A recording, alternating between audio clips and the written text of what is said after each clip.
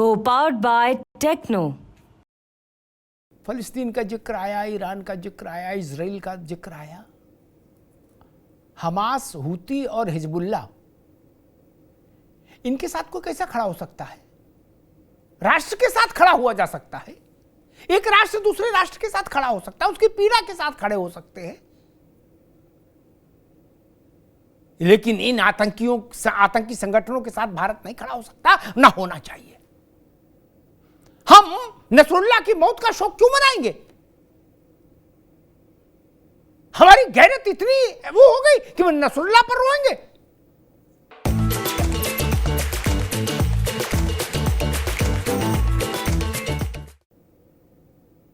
और भाईचारे की बात है, गंगा जमुना की बात है, तो बांग्लादेश में जब अत्याचार हो रहा था तो इस देश के बड़े मुस्लिम धर्मगुरुओं ने, आप तो यूनिवर्सल मुस्लिम ब्रदरहुड के लोग हो ना,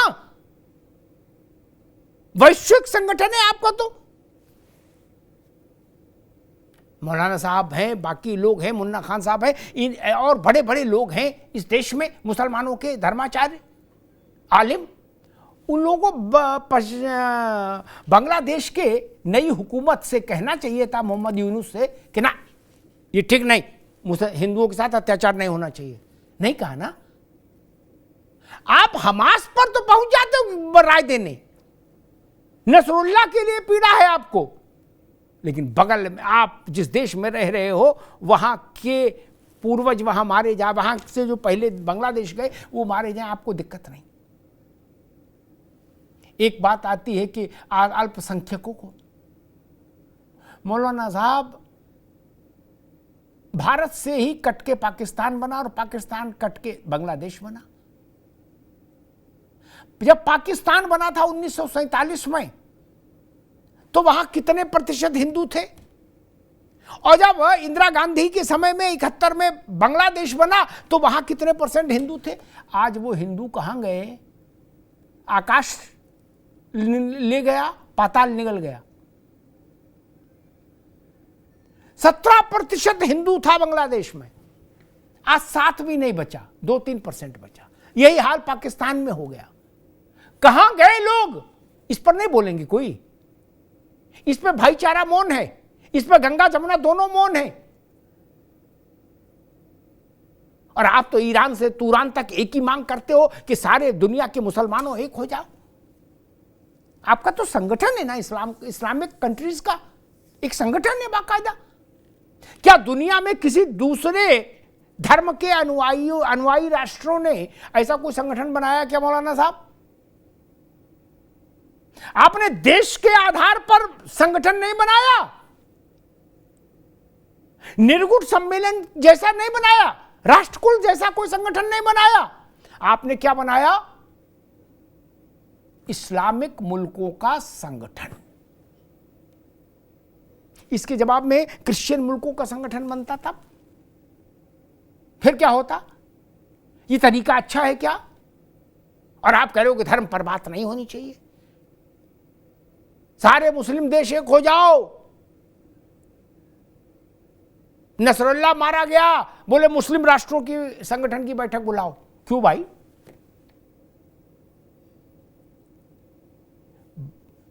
हिंदू राष्ट्र और है भी नहीं।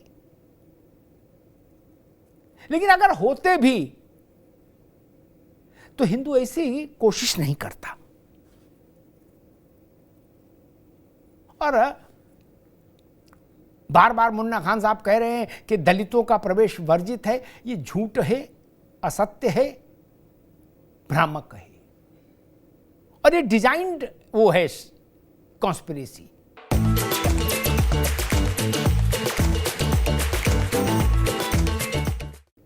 भारत के सामाजिक ताने बाने को डिस्टर्ब करने के लिए। राष्ट्रपति द्रौपदी मुर्मू भारत के माथे का गौरव है। हर मंदिर के दरवाजा उनके लिए खुला हुआ है, हर मंदिर में उनका सम्मान है, और वो खुद धर्म प्राण है। धर्म में उनकी अद्भुत आस्था है, अद्भुत आस्था है। उनको लेके ऐसा प्रचार मत करिए ना। राजनीति करनी है तो रत्नाकर सिंह से करिए। भारत के राष्ट्रपति किसको मत घसीटिए, वो तो चुनाव लड़ने नहीं आ रही हैं आपके खिलाफ। फिर आप क्यों उनको घसीट रहे हैं और झूठ घसीट रहे हैं? वो महाकाल होके आई, हम फोटो में दिखा देंगे आपको। महाकाल में राष्ट्रपति ने बुहारी लगाई है, झाड़ू, क्या वो जगन्नाथपुरी होके आई हैं, भगवान जगन्नाथ के दर्शन करके। वो अयोध्या में रामलला के दर्शन करके आई हैं। ये झूठ क्यों फैलाया जा रहा है और कब तक फैलाया जाएगा? एक बात जान लीजिए मित्रों, मौलाना साहब, भारत इसलिए पंथ निरपेक्ष नहीं बना कि 1947 में कोई हमारे कान पर या कनपट्टी पर रिवॉल्वर लगाया था ना। भारत इसलिए बना कि उसने सहर्ष स्वीकार किया, खुद स्वीकार किया। अन्यथा जैसा पाकिस्तान बना, ये जैसे इस्लामिक देश बने, भारत अगर उसी दिन हिंदू राष्ट्र हो जाता तो कोई हाथ पकड़ लेता? मुन्ना खान, आप रोक लेते? कोई रोक सकता था क्या? 15 अगस्त 1947 को अगर भारत हिंदू राष्ट्र खुद को घोषित कर देता तो दुनिया की कौन सी ताकत उसको रोक सकती थी? कोई ताकत नहीं रोक सकती थी। इसलिए भारत के उस फैसले को त्याग के फैसले के रूप में लीजिए, बड़प्पन के फैसले के रूप में लीजिए। उस फैसले का एहतराम करिए, सम्मान करिए। उसके पास विकल्प था। विभाजन इसी आधार पर हुआ था कि नहीं? जिन्ना ने कहा था मुसलमान यहां नहीं रह सकता, इसी आधार पर विभाजन हुआ। जिस आधार पर विभाजन हुआ हिंदू और मुसलमान के, मौलाना साहब, हमने उस आधार को ही छोड़ दिया और हमने कहा भारत पंथ निरपेक्ष रहेगा। फिर हमारी विश्वसनीयता पर सवाल उठाए जाएंगे।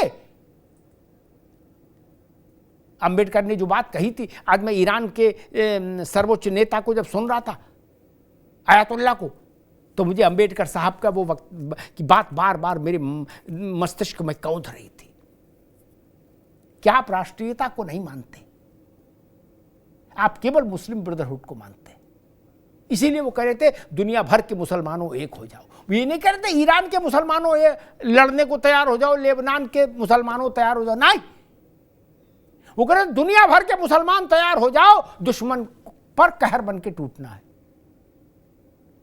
ये कौन सी भाषा है? ये कौन सा तरीका है? पूरे विश्व को धमकी देंगे। इसलिए कुंभ में सरकार के विजडम पर है, सरकार क्या फैसला करती है। लेकिन मुझे लगता है कि ऐसे आयोजन में जिसमें सुरक्षा के भी तमाम विषय हों, षड्यंत्रों के भी तमाम अंदेशे रहते हैं, उसमें अगर सरकार शांति और सुरक्षा और सद्भाव को बनाए रखने के लिए ऐसा निर्णय लेती भी है कि इस पर्टिकुलर एरिया में, जिसको मेला क्षेत्र कहा जाता है, गैर हिंदू का प्रवेश नहीं हो, तो मुझे नहीं लगता उसमें कोई बहुत खराबी है। और मौलाना साहब कह ही रहे हैं कि हम क्यों जाएंगे वहां नहाने कुंभ में। और बाकी गंगा तो, यमुना तो बहुत बड़ी है। मेला क्षेत्र छोड़कर बाकी जगह जो जाना चाहें गैर हिंदू, वो भी जाएं, नहाएं, डुबकी लगाएं और जो मन में आए सो गुनगुनाएं।